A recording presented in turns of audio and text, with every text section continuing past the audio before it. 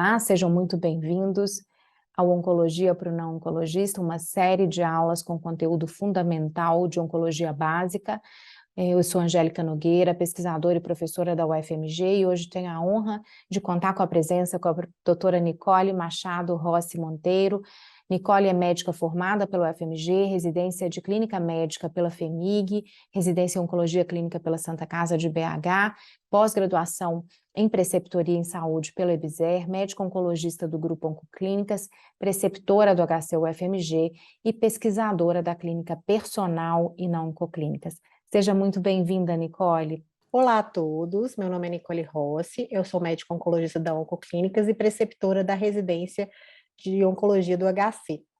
Hoje eu vim falar para vocês sobre um tema de imunoterapia da ciência básica. Aí eu vou abrir a minha aula aqui. Então, gente, hoje eu vim falar um pouquinho para vocês aí da imunoterapia no câncer, dos princípios básicos, né, da imunoterapia no câncer, da ciência básica das células T, à prática clínica. Eu sou a Nicole, sou preceptora da residência de oncologia do HC e oncologista clínica da Oncoclínicas. Esses são os meus conflitos de interesses. A ideia de usar o sistema imunológico contra o câncer surgiu no século XIX, então não é nada novo, já tem um bom tempo.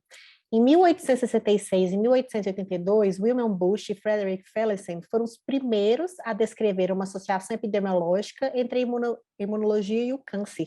O que eles notaram? Eles notaram regressão espontânea de tumores após uma erisipela, que é uma infecção superficial da pele, mais comumente causada pelo Streptococcus pyogenes. Em 1898 veio William Coley, que é considerado o pai da imunoterapia do câncer. Ele notou realmente que uma erisipela, quando você assistiu a erisipela, tinha um melhor resultado em pacientes com sarcoma. Então, o que ele fez? Ele pegou extratos de Streptococcus pyogenes serratias marcensis, que tinham ele na erisipela, inativou através de aquecimento e injetou nos tumores, viu que os tumores reduziram. São chamadas as toxinas de Coley. E esse conceito de imunoterapia ressurgiu aí no século XX, né, com 1909, o Paul Ehrlich gerou a hipótese de que o corpo humano gerava constantemente células neoplásicas que são erradicadas pelo sistema imunológico. Logo depois veio Lewis Thompson e Frank com a hipótese da imunovigilância do câncer, em que neoantígenos do tumor eram reconhecidos e direcionados pelo sistema imunológico para prevenir a carcinogênese. Em 1950, já começaram a surgir as primeiras imunoterapias antigas, que usavam imunoestimulantes não específicos, vírus oncolíticos e mecanismos desconhecidos aí. Em 1960, 70 veio a BCG, que nós vamos falar sobre ela mais para frente. 1970, 80, as citocinas, como a interleucina 2 e interferon alfa. Aqui é só uma linha do tempo mesmo, só para mostrar que a história da imunoterapia do câncer é antiga. A gente pensa que surgiu agora, mas não. Desde aí, 1863, a gente tem aí já relatos aí, e aí veio William Coley em 1898, que foi considerado o pai da imunologia moderna, né, da imunologia antiga, digo, e o tratamento com BCG aqui, 1966, do câncer de bexiga, que nós vamos falar sobre ele. E a imunoterapia, digamos, a moderna, começou mesmo em 2011, aí, ó, com o ipilimumab para o melanoma, que é um anti-CTLA-4, que nós vamos falar sobre ele. Então, gente, a gente sabe que o sistema imunológico reconhece e reage ao câncer, contra o câncer, né? Então, a resposta imune contra tumores, ela é baseada na regulação e na tolerância. E aí, quando ocorre uma evasão desse sistema imune, é que é a marca registrada do câncer, que a gente fala de hallmark do câncer, né? E a compreensão dessa resposta imune contra o câncer que ajudou no desenvolvimento das novas imunoterapias. E realmente a imunoterapia revolucionou a oncologia, porque prolongou a sobrevida dos pacientes com câncer, né? Então, pacientes que são elegíveis para tratamento baseados no sistema imunológico vão aumentando cada vez mais indicações, mais tumores, mais tipos de paciente, né? A gente também tem novas combinações e vários alvos aí na imunoterapia. Então, para a gente começar a falar de imunoterapia, a gente tem que falar um pouquinho dos tipos de células que a gente tem, né? Então, a gente tem aí uma resposta citotóxica contra os tumores e tem toda uma interação complexa entre várias células imunes. Então, são várias células que se reúnem nesse contexto. A gente tem aí linfócito TCD8, linfócitos TCD4, que são os linfócitos T citotóxicos, os linfócitos T helper, todos envolvidos aí na chamada sinapse imune. A gente tem as células NK, que são as células natural killer, e os macrófagos que também liberam interferon gama e fazem essa fagocitose e liberam citocinas. E o fenômeno imunológico mais estudado é a habilidade dos linfócitos de distinguir os antígenos próprios da pessoa de não próprios, que são apresentados pelas células apresentadoras de antígenos, que também são células envolvidas em todo nesse complexo imunológico. Aqui a gente tem uma figura bem simplificada, mostrando aqui o tumor. A gente tem uma célula CD8, PCD8, e aqui a célula apresentadora de antígenos. Então, a gente vê que o receptor do linfócito CD8 vai se ligar ao MHC da célula apresentadora de antígeno. Isso aí vai liberar várias citocinas inflamatórias, matando o tumor, né? E a gente tem também que ter esse sinal coestimulatório aqui, que é o CD28-CTLA4. Não depende só dessa ligação, não é só a ligação, porque se correr só a ligação e a gente não tiver o processo coestimulatório, a célula TCD8 vai ficar anérgica, ela vai ficar desestimulada e não vai, o tumor vai acabar proliferando, ela não vai lutar contra o tumor. Então, gente, o que é imunoedição do câncer? É um mecanismo supressor tumoral. Então, na imunoedição do câncer, a gente tem 3 fases sequenciais: a eliminação, né? Na eliminação, a gente tem uma resposta inata e adaptativa das células T, células B e natural killer para destruir as células tumorais. Então, a gente tem aqui as células do câncer, que são essas verdinhas, tem o TCD8, N4, destrói as células tumoral, o paciente está livre do câncer, não tem doença ativa. Depois, isso pode evoluir para uma fase de equilíbrio. Na fase de equilíbrio, a gente vai ter um balanço entre a destruição imunomediada, mas a gente vai ter persistência de clones malignos, né? Mas, por enquanto, está controlado. E a fase de escape, as células malignas, né, que são essas marronzinhas mais escuras aqui, vão adquirir a habilidade de evadir o sistema imunológico e vão crescer, né? É um famoso mecanismo do escape tumoral. O que acontece? Você vai ter uma constante pressão imunológica em células tumorais, elas são geneticamente instáveis. Antes elas estavam em equilíbrio, mas essa constante pressão vai surgir variantes de células tumorais que não são mais reconhecidas pela imunidade adaptativa, pela imunidade normal do nosso corpo.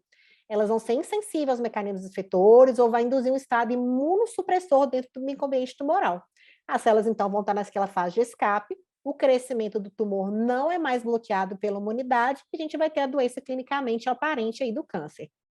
E a compreensão desses mecanismos de escape pode sugerir alvos para terapias baseadas no sistema imunológico, né? É justamente daí que a gente começou a imunoterapia. Isso pode ser amplamente aplicável em vários tipos de câncer, tá?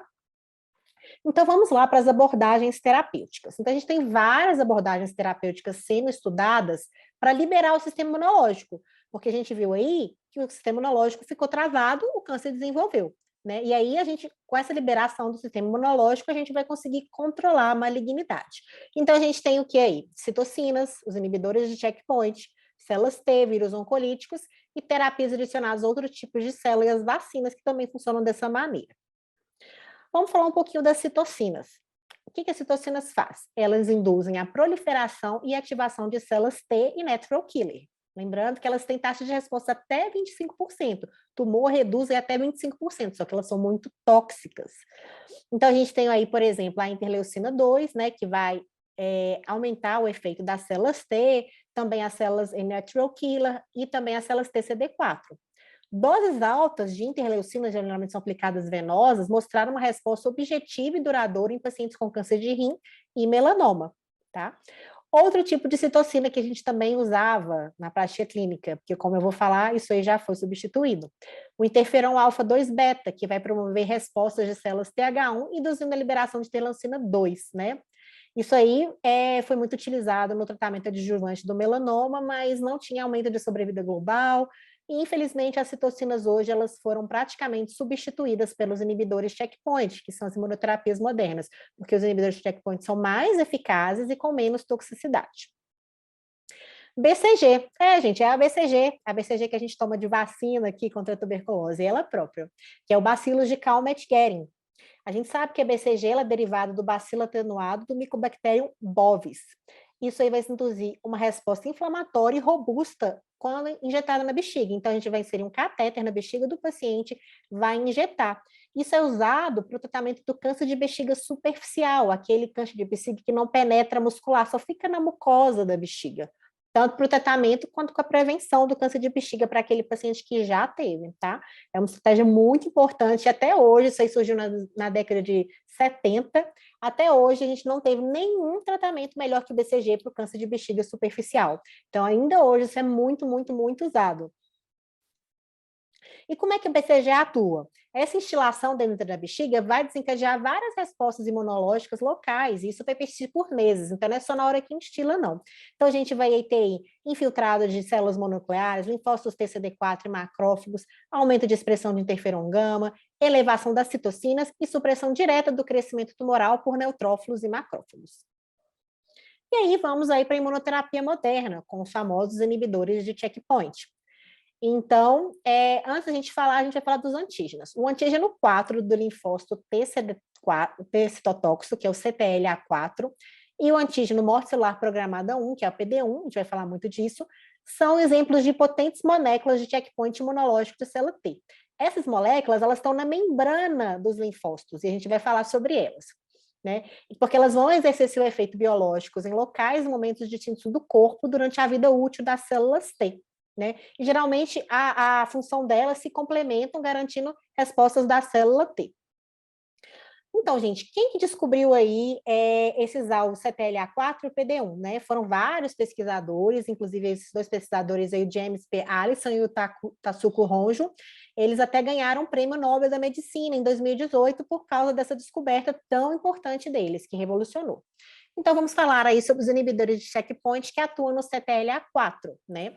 Então, o CTLA4 foi descoberto em 1987 como regulador negativo da ativação das células T. Então, quando o CTLA4 é ativado, é um freio fisiológico das células T. Os linfócitos T citotóxicos para de agir, né? Bloqueia ele.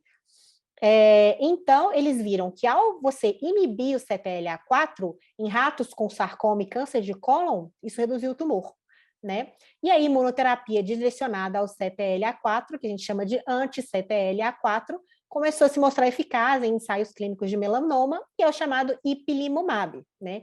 Então, em 2011, o FDA, que é a agência reguladora americana, aprovou o tratamento para o tratamento do melanoma avançado e se mostrou melhor com a quimioterapia na veia, que era o que a gente tinha antes, tá? Lembrando que a imunoterapia também é feita na venosa. E mostrou aí, vários estudos de longo prazo, mostrando que o benefício, assim, da sobrevida é prolongada, depois que você faz o bloqueio aí do CTLA4. Então, como é que se funciona, gente? Então, o anticorpo anti-CTLA4 ipilimumab foi o primeiro inibidor de checkpoint aprovado, baseado no seu uso para o tratamento do melanoma metastático, mostrando aumento de sobrevida. Então, a gente tem aqui, né, a célula apresentadora de antígeno e o linfócito T ativado. Quando vem aqui, a célula apresentadora de antígeno pode se ligar aqui e bloquear o CTLA4. Ó. A célula T vai ficar bloqueada. O ipilimumab vai vir aqui, ele é um anti-CTLA4, ele não vai deixar essa ligação ocorrer e por isso a célula T vai ficar superativada. A gente também tem outros inibidores de checkpoint, que é o PD1 e o PDL1. O PD1 é uma proteína transmembrana que fica nas células T, B e NK, né? E é uma molécula inibitória. O PD1 se liga ao PDL1 e o PDL2. E eles viram que isso aí foi um mediador da apoptose, um mediador análogo já à função do CTLA4, tá? Já o PDL1 é expresso na membrana de vários tecidos e células tumorais. E essa interação de PD1 com PDL1 e PDL2 vai inibir a apoptose da célula tumoral e a célula T efetora vai entrar em exaustão. Então, essa ligação é um freio fisiológico para a ativação das células T, né? Então, aqui, só para mostrar, gente, a gente tem aqui vários estudos de fase 3, né, que aprovaram anticorpos que inibem o PD1, que a gente tem o pembrolizumab, o nivolumab e o dostarlimab, e anticorpos que inibem o PDL1, que a gente vai ter o atezolizumab, o avelumab e o durvalumab. Eles são aprovados para várias indicações, para vários tipos de tumores, tanto no cenário adjuvante, que é aquele paciente com tumor curativo, né, que não tem metástase à distância, quanto no cenário de metástase à distância, no cenário metastático. Então, aqui só para ilustrar, a gente tem aqui a célula T ativada, o PD1, tá? Aí vem o anti-PD1 se liga, não deixa que o PD1 se ligue ao PDL1 e o PDL2, porque se essa ligação aqui do PD1 ao PDL1 2 acontecesse, ia inativar a célula T, mas aí o anti-PD1 não deixa essa ligação ocorrer, a célula T vai se expandir, vai ficar superativada e aumentar aí a morte tumoral. Vamos continuando aí sobre os inibidores de checkpoint PD1 e PDL1, né? Em 2010, a gente teve um estudo de fase 1 que mostrou que o bloqueio de PD1 foi bem tolerado, né, com poucos efeitos colaterais e tinha muitas respostas antitumorais. Em 2014, a gente teve os primeiros anticorpos aí, né, os anti-PD1, que foi o pembrolizumab e o nivolumab. Eles foram aprovados aí pela FDA para melanoma refratário e ressecável, e o pembrolizumab mostrou até ser melhor que o ipilimumab, tá? Inclusive na questão de toxicidade, ele é menos tóxico, tá? Em 2015, o pembrolizumab também foi aprovado para o tratamento do câncer de pulmão, que expressava o PDL1, tá? E isso em comparação com a quimioterapia à base de platina, que era o que a gente tinha para tratar os pacientes antes, e era muito ruim, os pacientes tinham uma sobrevida muito pequena. E é importante falar, o PD1 se liga ao PDL1. Então, no câncer de pulmão, quando a gente tinha uma expressão aumentada, quanto mais PDL1 a gente tinha, era melhor o bloqueio do ex-PD1, era melhor a ação do anti-PD1. E o dostarlimab aí também a gente tem como anti-PD1. A gente teve aí outros ensaios clínicos que expandiram o uso do pembrolizumab, não ficou só no câncer de pulmão e no melanoma, para o câncer de cabeça e pescoço, para o linfoma, carcinoma de bexiga, câncer gástrico, né? E para aqueles tumores que a gente fala agnósticos, são tumores de qualquer tipo metastáticos avançados, que têm uma instabilidade de microsatélite, que eu vou falar um pouquinho sobre isso depois.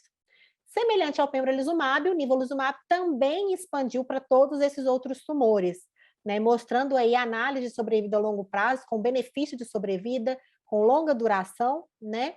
E isso mostrou que, se a gente vê que o bloqueio de PD1 teve uma utilidade clínica, a prática clínica mais ampla que o tratamento com anti-CTLA-4. Então, mostrando aqui para vocês um anti-PD1, que é o pembrolizumab. A gente tem a célula tumoral aqui, né? A célula T reconhece a célula tumoral, e aqui a gente tem o freio, o PDL1. O PDL1 também é expresso nas células do tumor. O PDL1 vem, liga aqui no PD1 e desliga a célula T. O pembrolizumab vem aqui, não deixa essa ligação acontecer, ele se liga aqui no PDL1, e isso aí vai soltar o freio, deixando com que a célula T haja, não vai impedir a ação da célula T. Nivolumab também é um anti-PD1, mostrando aqui, ó, a gente tem a célula T, o PD1 vem o PDL1 da célula tumoral, o PDL1 vem e desliga a célula T, tá? Bloqueia a ação dela. Aí vem o nivolumab, se liga ao PD1, que ele é um anti-PD1 que está na membrana da célula T, impede a ligação com o PDL1 que está na membrana da célula tumoral, e o linfócito T fica hiperativado. Vamos falar agora sobre o PDL1. O PDL1 também é alvo de anticorpos específicos, mostrando aí vários tratamentos eficazes para vários tipos de câncer. Em 2016, a gente teve o primeiro anti-PDL1, que foi a atezolizumab, sendo aprovado para o tratamento do carcinoma urotelial de bexiga, né? E desde então isso se expandiu aí também para o carcinoma de pulmão, para câncer de mama, né? Outros anti-PDL1 que surgiram em 2017, a gente tem o avelumab e o durvalumab. O avelumab foi aprovado para o tratamento do carcinoma de células de Merkel, que é um câncer de pele raríssimo, tá? Mas muito grave, para o carcinoma uterilial e câncer de células renais avançado. E o durvalumab é aprovado aí para o carcinoma uterilial e câncer de pulmão, células não pequenas e células pequenas. E semelhante ao PD1, o bloqueio do PDL1 se mostra eficaz em vários cânceres que antes era muito difícil de tratar, que tinha uma sobrevida muito ruim com a quimioterapia. Então, mostrando aí no geral, gente, a gente tem aí o bloqueio do PD1 aqui, a gente vê aqui, com o nivolumab, o pembrolizumab, o bloqueio do CTLA-4 com o ipilimumab, tem também o tremelimumab, que a gente tem menos indicações na prática clínica, e o bloqueio do PDL1 com a atezolizumab, durvalumab, tá? E aqui, só para ilustrar também mesmo, a gente tem a célula T aqui a gente tem o bloqueio do CTLA-4, ipilimumab e tremelimumab, aqui o bloqueio do PD1 com os anti-PD1, nivolumab, pembrolizumab, e aqui o bloqueio do anti-PDL1 aí com atezolumab, avelumab e durvalumab, né? Tudo isso, esse bloqueio vai aumentar a proliferação das células T, vai aumentar as citocinas e a citotoxicidade, aumentando a resposta imunológica ao tumor. Outros inibidores de checkpoint, tem um chamado LAG3, tá? O LAG3 é um gene de ativação de linfócitos, que ele é expresso para células B, T, KNK linfócitos, e é usado também para regular a resposta imunológica. Então, aí, recentemente, foi, acho que ano passado, no início desse ano, a gente teve uma combinação aí do antilag-3, que é o relatilimab, com o anti-PD-1, que é o nivolumab, que foi aprovada recentemente aí para o tratamento do melanoma metastático. Mostrou-se melhor que o nivolumab sozinho, né? E por que isso é interessante, gente? Pensa, se você já bloqueou uma via, vai ser mais fraco. Você bloquear duas vias ao mesmo tempo, você vai ativar ainda mais o seu linfócito. Por isso, esse bloqueio duplo aí é bastante interessante. Daí a gente tem as combinações, né? Teve a combinação ali que eu falei do relatimab com o nivolumab, que foi aprovada recentemente, né? A gente tem aí também combinação muito do anti-CTLA4 ipilimumab com o nivolumab, anti-PD-1, e mostrou benefício aí no melanoma metastático, câncer de rim metastático, né? Esse sinergismo não é surpreendente, porque tanto o anti-CTLA4 e o anti-PD-1, o CTLA4 e o PD-1 regulam uma imunidade antitumoral de maneira complementar. Então, se você bloquear os dois, você vai ter uma resposta do linfócito muito maior, né? Mas, infelizmente, isso também aumenta as toxicidades. Né? Aqui só mostrando mesmo o bloqueio duplo aí da célula aí pelo ipilimumab, que é o Yervoy anti-CTLA4, e aqui o nivolumab, que é o Opdivo, bloqueando aqui o PD-1, né? Isso aí você vai ter uma maior resposta dos linfócitos T e uma maior degeneração do seu tumor. Falar um pouquinho sobre as respostas ao tratamento, né? A gente não avalia se a imunoterapia está funcionando igual a gente avalia uma quimioterapia, é um pouquinho diferente. E tem uma coisa bastante interessante que eu quis mostrar para vocês, que às vezes você vai dar imunoterapia para o seu paciente e ele vai piorar a doença. Olha aqui para você ver que nesse primeiro tomográfico que é o fígado, tá? E aqui, olha o tanto que surgiu, tanto de metástases. Metástases aumentaram. Você fala, gente, meu Deus, meu paciente está piorando, o tratamento não está adiantando. Não, é a chamada pseudoprogressão. Progressão é piora, foi uma pseudopiora. Por quê? Porque na hora que o nivolumab começa a ativar, no caso aí foi o ipilimumab, na hora que o ipilimumab começa a agir, ele vai aumentar aquela resposta inflamatória, vai ter um tanto de infiltrado de linfócito. Então, o tumor pode aumentar. Você pode ter uma piora transitória, manifestada por piora das lesões ou surgimento de novas lesões antes que estabilize o tumor. Então, você tem que ter muito cuidado com isso, porque olha aqui, depois que foi tomando as outras doses, melhorou. Então, tem que ter muito cuidado e estar ciente disso aí. E como eu falei, as imunoterapias elas não são isentas de eventos adversos.